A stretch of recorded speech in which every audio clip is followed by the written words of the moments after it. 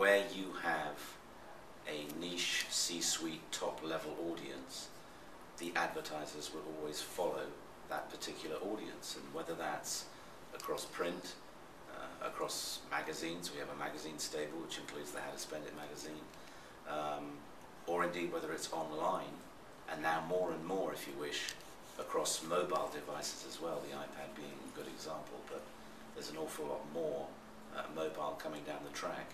And actually also as well in terms of conferences, we have a burgeoning, a developing global conference business. So advertisers, I think, these days are prepared to engage with those audiences across all sorts of different platforms.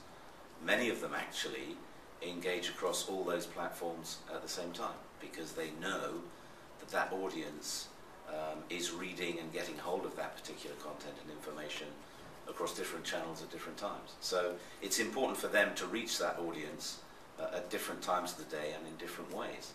But if your question is, are advertisers reluctant to move their full page display advertising to online? Not at all. They are embracing it with great enthusiasm. Actually, I think we thought a year or so ago that corporate advertising would be something that people would be reluctant to run across the online channels. But if you look at the banking sector, and if you look at the luxury sector as well, luxury in particular actually, they're very willing to promote their brands across the online channel as well.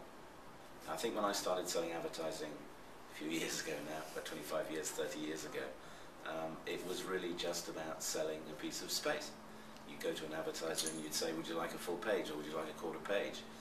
These days, what we like to do is to act as a marketing partner, and consequently actually the dialogue with the advertiser is far more intense and much more of a partnership, if you will. And what they are trying to do is to engage far more with our content, and what we try to do is to find a kind of umbrella idea through which they can engage with the audience and through which they can engage across the content as well. So, you know, I wouldn't say that the relationship has got better, but I think we work much more now, because the relationship has always been good, I hope, with our advertisers, but I think we work much more now as a marketing partner to help those brands promote themselves across all sorts of different platforms. Well, if we'd had this conversation a year ago, what is the next exciting thing on the horizon? I guess it would have been the iPad. I mean, to think that about a year ago we were not talking about the iPad, and suddenly here it is a year on, and it has been a real game changer for our business, absolutely no doubt about it. And I'd say two things. The first is that this business in which we work is changing incredibly rapidly. So whatever is coming down the track next is going to be fascinating and very exciting, and it's bound to be something mobile.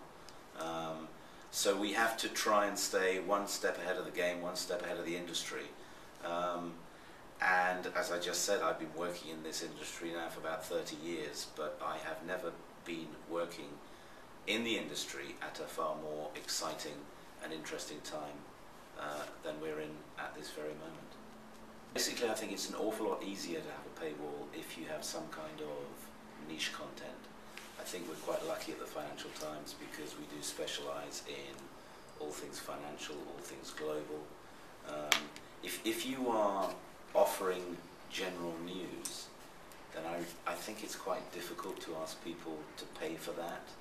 And I think a few of our colleagues who are going through that particular decision at the moment are actually finding that it's turning out to be quite difficult.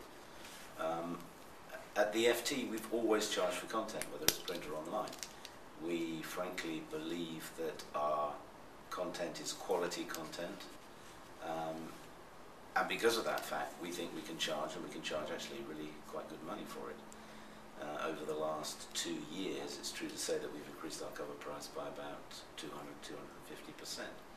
So where we come from, where this is concerned, is that yes, content is valuable, you should charge for it, but it does so happen that it's an awful lot easier if you have some kind of niche content.